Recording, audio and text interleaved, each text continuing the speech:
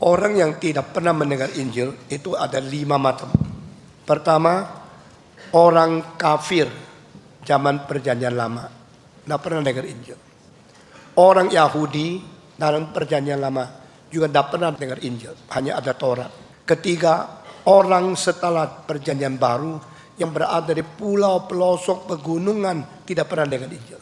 Keempat, anak kecil yang belum bisa dengar, masih bayi sudah mati. Kelima, orang sudah dewasa sampai mati, orang idiot, orang gila yang tidak bisa mengerti pendengaran Injil. 5 macam orang ini keselamatannya bagaimana? Orang yang tidak pernah dengar Injil tapi mengetahui Taurat, Tuhan tuntut dia menjalankan Taurat. Dan kalau mereka dihukum berdasarkan Taurat, bukan dihukum berdasarkan Injil. Nah, kalau orang yang tidak pernah dengar Injil dihukum berdasarkan hati nurani, bukan berdasarkan Taurat atau Injil. Tuhan menciptakan hati nurani di dalam diri manusia. Jadi hati nurani bisa kasih tahu ini baik, ini tidak baik. Lalu orang yang tidak pernah melanggar hati nurani, orang-orang itu mungkin tidak dihakimi. Tetapi adakah orang yang tidak pernah melawan hati nurani? Boleh dikatakan tidak ada. Tetapi Alkitab di dalam Kisah Para Rasul pasal 2 yang tidak bertorat, tidak dihukum menurut Taurat. Ini ayat tidak berarti dia diselamatkan.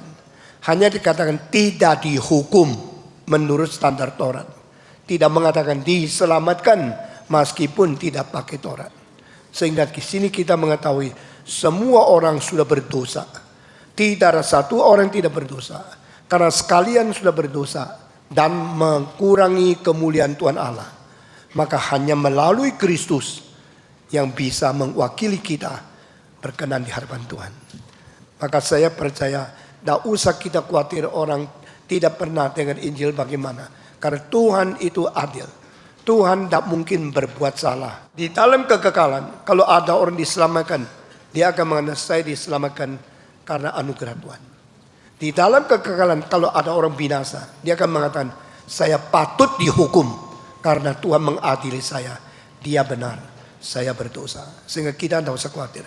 Kalau engkau sungguh-sungguh khawatir orang yang selamatkan bagaimana, bukan debat dalam hal ini, tapi pergi mengabarkan Injil.